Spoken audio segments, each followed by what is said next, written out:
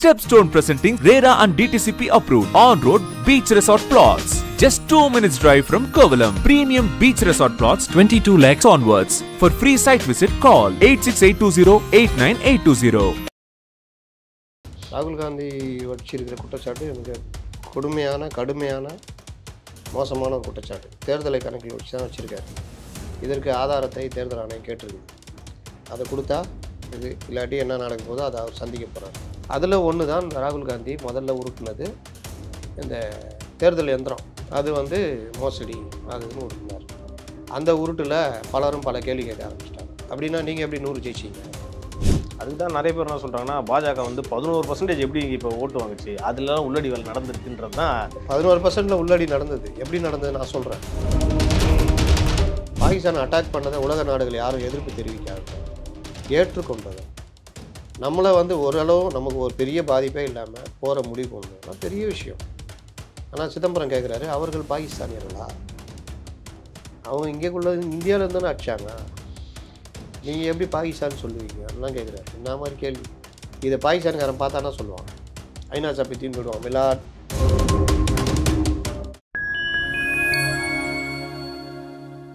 Fine time media நேயர்களுக்கு வணக்கம். நான் தேவராஜன். இன்று நம்மோடு இணைந்திருப்பவர் மூத்த பத்திரிகையாளர் திரு அப்துல் முத்தலீஃப் அவர்கள். வாருங்கள், அவரிடமே பல்வேறு கேள்விகளை கேட்கலாம். வணக்கம் சார். வணக்கம் சார். இப்போ ரொம்ப நாடு முழுவதும் ரொம்ப பரபரப்பாக பேசப்படுறது ராகுல் காந்தி சொன்ன குற்றச்சாட்டு தான். இந்த ஓட்சோரி, வாக்குகள் திருடப்படுகிறதுன்றது ரொம்ப பரபரப்பாக பேசிகிட்டு இருக்காங்க. இன்றைக்கி நாடாளுமன்ற வளாகத்திலிருந்து எலெக்ஷன் கமிஷன் ஆஃபீஸ் வரைக்கும் பேரணி நடத்தும் போது எம்பிக்கள்லாம் அரெஸ்ட் ஆகுறாங்க. இல்லை ராகுல் காந்தி, பிரியங்கா காந்தி மற்றும் நிறைய எம்பிக்கள்லாம் அரெஸ்ட் ஆகிருக்காங்க. இது எங்கே போய் முடிய போகுது சார்? இது என்ன ஆகும்? ஏன்னா பீகார் எலெக்ஷன் பக்கத்தில் வந்துருச்சு கிட்டத்தட்ட. அதுக்கு தான் இதெல்லாம் நான் என்ன சொல்கிறேன். ராகுல் காந்தி வச்சிருக்கிற குற்றச்சாட்டு மிக கடுமையான மோசமான ஒரு குற்றச்சாட்டு. தேர்தலை கணக்கில் வச்சு தான் வச்சுருக்காரு. இதற்கு ஆதாரத்தை தேர்தல் ஆணையம் கேட்டிருக்குது. அதை கொடுத்தா இது இல்லாட்டி என்ன நடக்க போதோ அதை அவர் சந்திக்க போகிறார். ஆனால் இவர்களுடைய நோக்கம் என்னென்னா, இந்த மாதிரி ஒரு பிரச்சாரத்தை பெருசாக கொண்டு போய் அதை எலெக்ஷனில் மாற்றணுன்றது தான் இவங்க நோக்கம். இன்னொரு விஷயம், நீங்கள் சமீப காலமாக பார்த்துருக்கலாம், பார்லிமெண்ட்டில் 39 எம்பி இங்கேருந்து போயிருக்காங்க. இவர்கள் அங்கே என்ன வேலை பண்ணியிருக்காங்க? 39 எம்பி, ராஜ்யசபா எம்பி, இவர்களுடைய வேலை அங்கே என்ன? ஒவ்வொரு நாளும் ரோட்டில் நின்றுக்கிட்டு ப்ளக்கார்டு பிடிச்சிட்டு ஜாலியாக கத்திக்கிட்டு இது பண்ணிக்கிட்டு ஏதாவது ஒரு காரணம், ஒரு நாள் டீலிமிட்டேஷனு, ஒரு நாள் நீட்டு, ஒரு நாள் இது, ஒரு நாள் அது, இப்போ இன்றைக்கி தேர்தல் ஆணையம் இது. இவர்கள் அது ஒரு கொண்டாட்ட மனப்பான்மையில் இன்றைக்கி போன எல்லாம் தேர்தல் ஆணையத்துக்கு போகலாம், அவங்க கேட்டது டாக்குமெண்ட்டு, இவங்க நாங்கள் விளக்கம் தர வர்றோன்னு போகிறாங்க. இது மாதிரி ஜாலியில் பண்ணுறாங்களே தவிர, நீங்கள் பார்த்தீங்கன்னா பார்லிமெண்ட்டில் போய் எதுக்கு உங்களை எம்பி ஆக்குனாங்களோ அந்த ஒர்க்கை பண்ணுறதே கிடையாது. விவாதம் கிடையாது. ஒரு நாள் கூட பார்லிமெண்ட்டு நடந்ததே கிடையாது. அது ராஜ்யசபாவாக இருக்கட்டும், மக்களவையாக இருக்கட்டும், டெய்லி அமளி தொம்மொழி தான். இதுக்கு எதுக்கு 39 பேர் எதுக்கு இது? சரி, அப்படி போகிறீங்களா?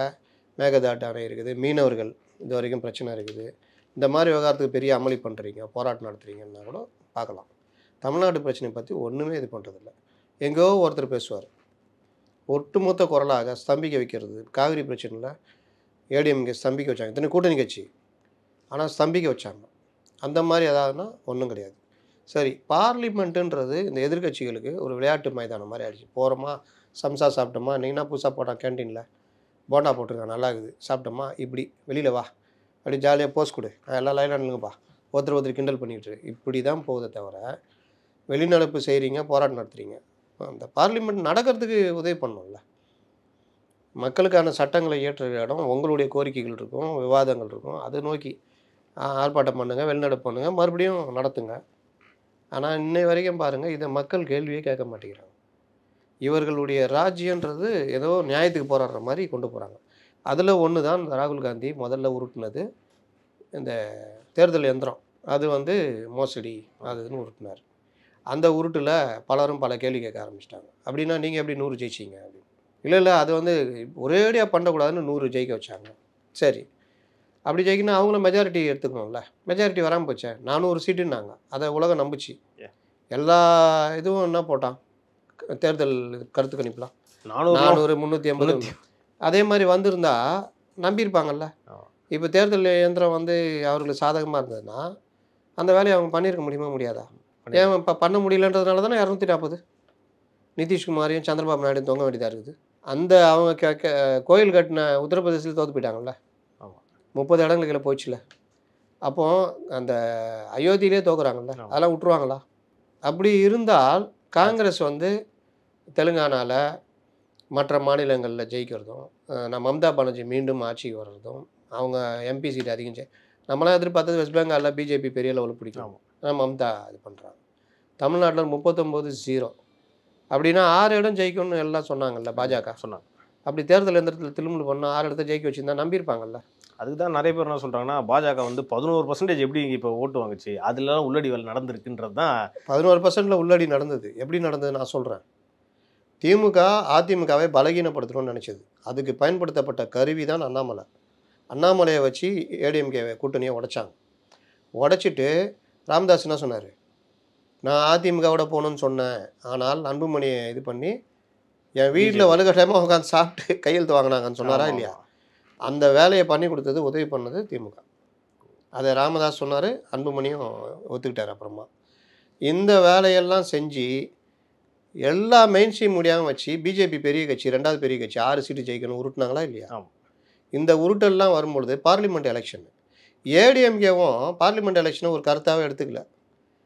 நம்ம பேசும்போது கூட பல இடங்களில் நான் பேசுனது, இந்த தொகுதியில் பணம் செலவு பண்ணி வெயிட்டான வேட்பாளர் போட்டால் 8 to 10 சீட்டு ஜெயிக்கலாம்னு நான் பேசினேன்.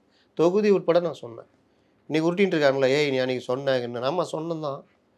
இத்தனை தொகுதியில் இவ்வளோ பணம் செலவழிச்சு, இப்போ கேபி முனுசாமி கிருஷ்ணகிரியில் பணம் செலவழிச்சு நின்று இருந்தால் ஜெயிச்சிருக்கலாம். திண்டுக்கல்லில் ஏடிஎம்கே வேட்பாளரை போட்டு முறையாக பணம் செலவழிச்சு பண்ணியிருந்தால் ஜெயிச்சிருக்கலாம். தருமபுரியில் இன்னும் கொஞ்சம் முயற்சி எடுத்திருந்தீங்கன்னா ஜெயிச்சிருக்கலாம்.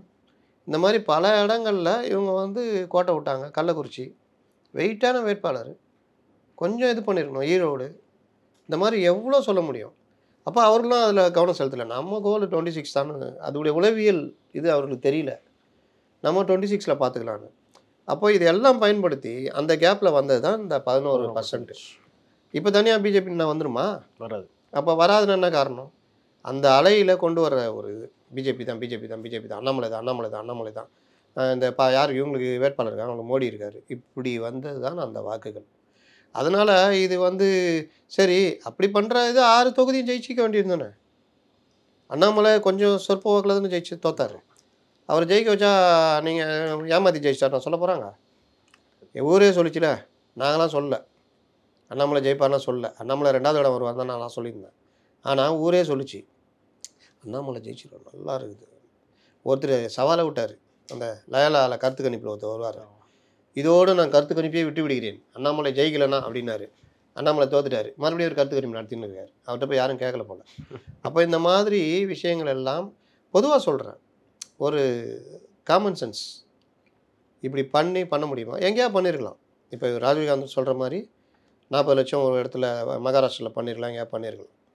அது இப்போ தேர்தல் ஆணையம் கேட்குது, இவர் கொடுத்துட்டு அது உண்மைன்னு நிரூபித்தா இவர் வழக்கே தொடர்ந்து அதற்குரிய பண்ணலாம். அதிலெல்லாம் நம்ம யாரும் இது பண்ணல, மாறுபட்ட கருத்து கிடையாது. ஆனால் ஒட்டுமொத்தமாக எல்லாமே இது கூட்டு சதினா அப்போ வெஸ்ட் பெங்காலில் பண்ணியிருக்கலாமே, தமிழ்நாட்டில் பண்ணியிருக்கலாமே, கேரளாவில் பண்ணியிருக்கலாமே, தெலுங்கானாவில் பண்ணியிருக்கலாமே, எவ்வளோ மாநிலங்களில் பண்ணியிருக்கலாம். ஏன்னா ஏன் இது வந்து அப்புறம் டவுட் வருதுன்னா, பார்லிமெண்ட் எலெக்ஷன் நடந்து ஒரு 4 மாதத்தில் மகாராஷ்டிராவில் ஒரு சட்டமன்ற தேர்தல் நடக்குது, அப்படியே ரிசல்ட் மாறுது. அதனால தான் அவர் அதை கேட்குறான்ற மாதிரி எல்லாரும் பேசிக்கிட்டு இருக்காங்க. அப்படியா?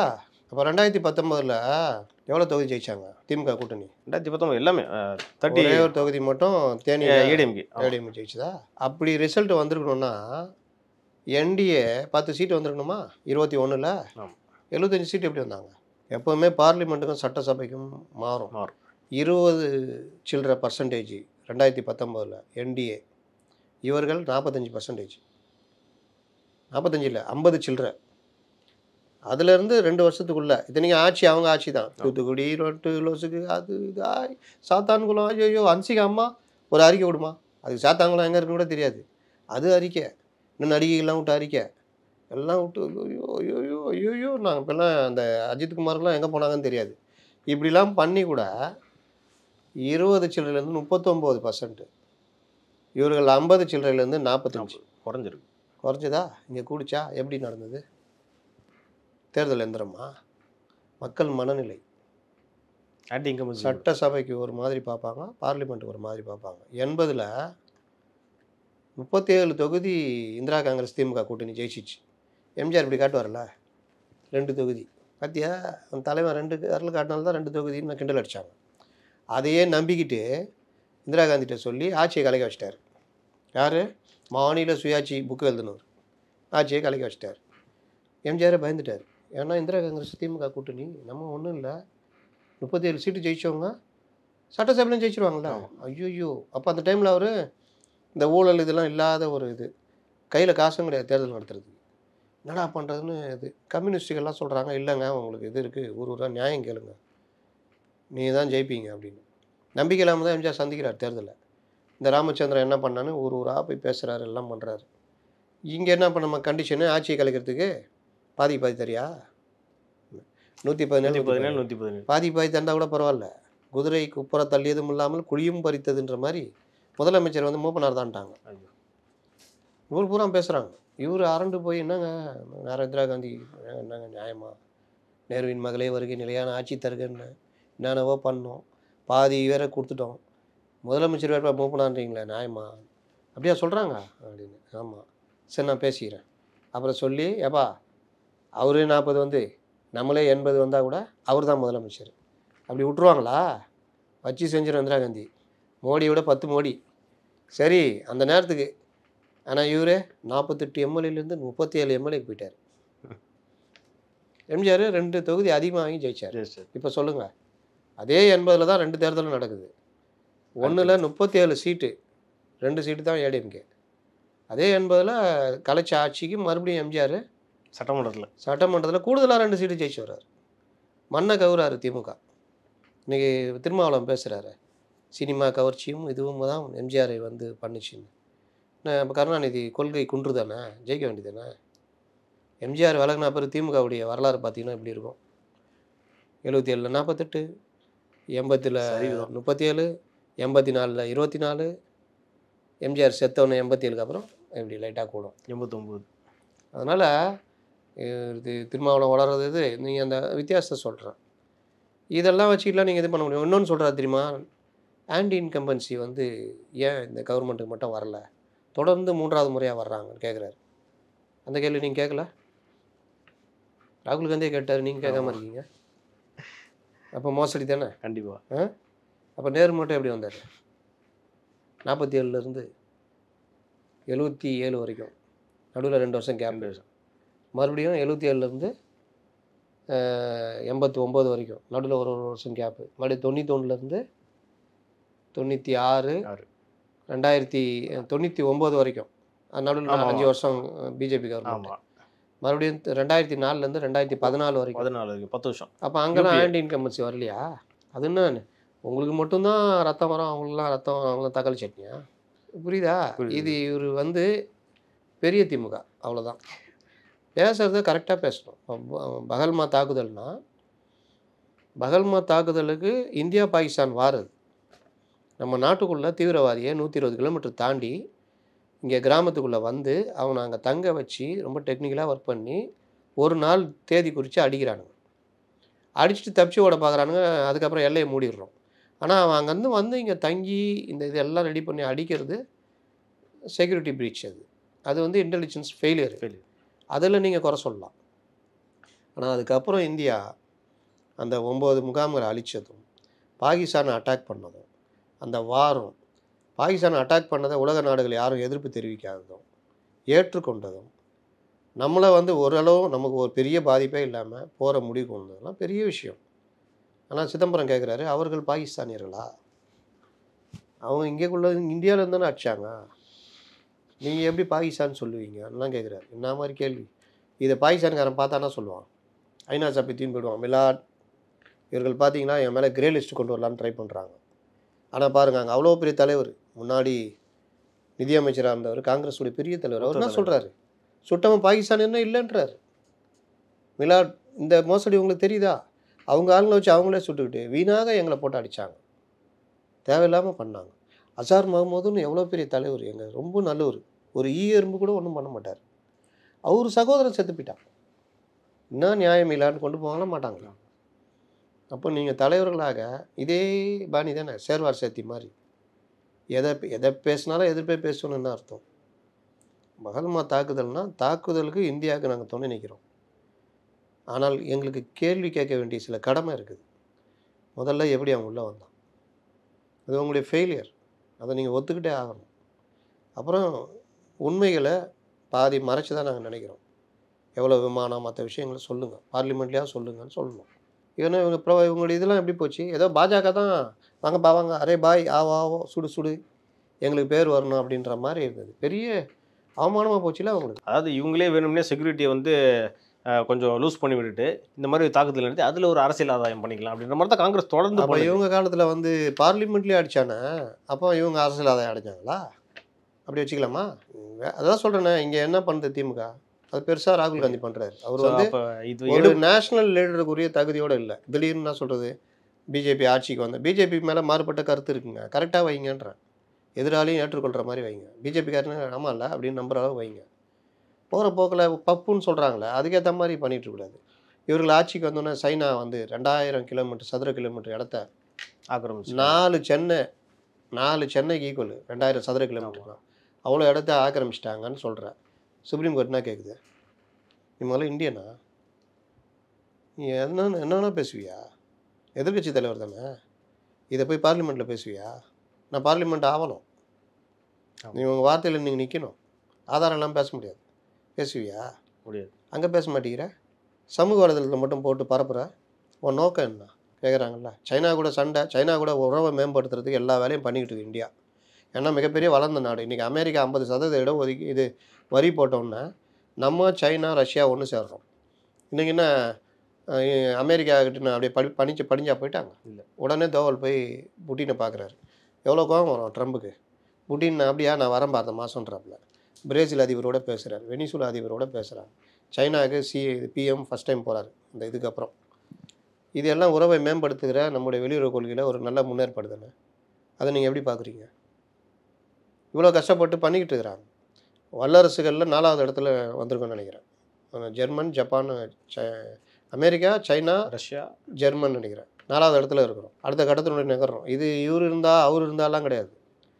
இந்த நாடு அதிகமான இளைஞர் சக்தி கொண்ட நாடு. மற்ற நாடு பயப்படுறான். ஜப்பான்லலாம் இல்லை, எல்லாம் வயசாந்து ஆயிடுச்சு.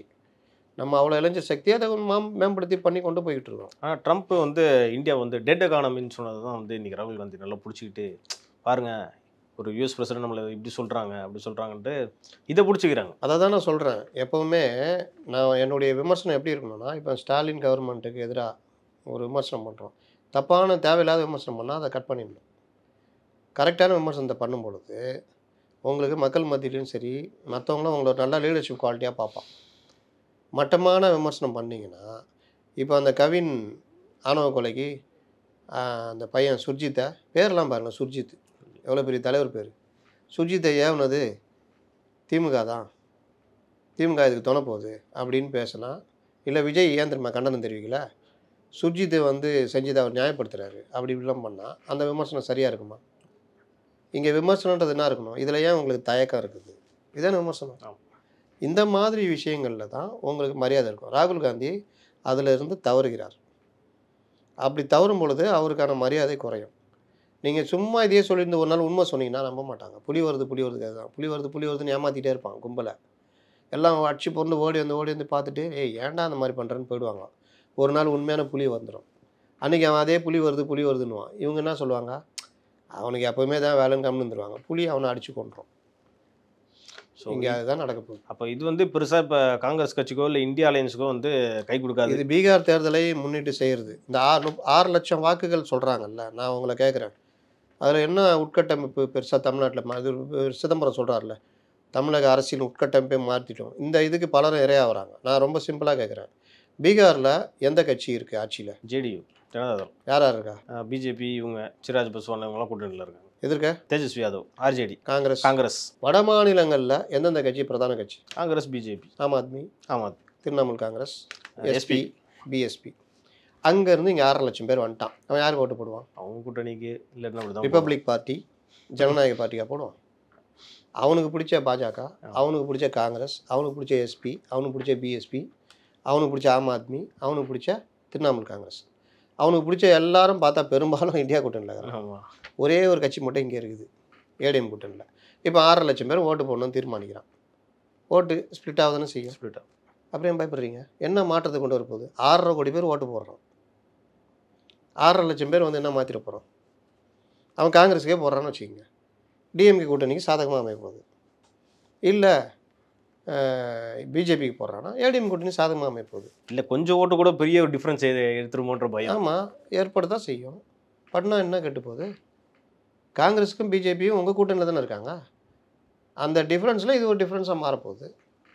20 லட்சம் பேர் சென்னையில் ஓட்டு போடல, என்ன பண்ணீங்க? அந்த கொஞ்சம் ஓட்டு கூட ஏதாவது டிஃப்ரெண்ட் ஆகிருக்கும்ல. 20 லட்சம் பேரை ஓட்டு போட வைக்க வேண்டியது தானே? ஓட்டு போடுறது ஒரு கடமைன்னு மாற்ற வேண்டியது தானே? ஏன் பண்ண மாட்டேங்கிறீங்க? 6.5 கோடி பேருமா ஓட்டு போடுறோம். 70%, 71%, 30% ஓட்டு போடாமல் இருக்காங்கல்ல. அதில் ஒரு 10% ஓட்டு போட வைக்கணும்ல. ஏன் பண்ண மாட்டேங்கிறீங்க? அப்புறம் இந்த வாதமே சொத்த வாதம் தெரியுதா? இன்னொன்று 6 லட்சம் பேர் இங்கே முதல்ல ஓட்டு இதை மாற முடியுமா? ஏன்னா ஆதாரையும் ரேஷன் கார்டையும் நான் எடுத்துக்க மாட்டேன்றான். சுப்ரீம் கோர்ட்டு அதை பற்றி விசாரிக்கணும்னு சொல்லிட்டு எடுத்துக்கணும்னு சொல்லுது. அந்த வழக்கு நிலுவையில் இருக்குது. இப்போது இங்கே வெளி மாநிலத்தில் இங்கே வந்து தங்கியிருக்கிறவன் எதை எடுப்பான்? இது ஆதார் கார்டு எடுப்பான், அப்புறம் ரேஷன் கார்டு எடுப்பான். இதை வச்சுட்டு இங்கே வாக்குரிமை வாங்க முடியுமா? அப்போது இந்த வாதன்றது செல்லாத வாதம். அது அவர் சொல்கிறார் சிதம்பரம். மற்றதெல்லாம் ஓட்டு போட அங்கே போகிறீங்க, இதுக்கெல்லாம் பண்டிகைக்கெலாம் அங்கே போகிறீங்களே, ஓட்டு போட அங்கே போக வேண்டியது தானே? ஆர்டிகல் 19/1 ஒரு மனிதன் எந்த மாநிலத்திலும் இந்தியாவில் தங்கலாம், தொழில் செய்யலாம், திருமணம் செய்யலாம், வாக்குரிமை பெறலாம், வாக்கு செலுத்தலாம். இந்த உரிமையெல்லாம் கொடுக்கப்பட்டிருக்குல்ல. அப்புறம் அந்த உரிமையை நீங்கள் எப்படி மறுப்பீங்க? அடிப்படை அரசியல் சட்ட அமைப்புக்கு எதிரானதில்லை. மீண்டும் அடுத்த சந்திப்பில் பார்க்கலாம் சார். நன்றி சார்.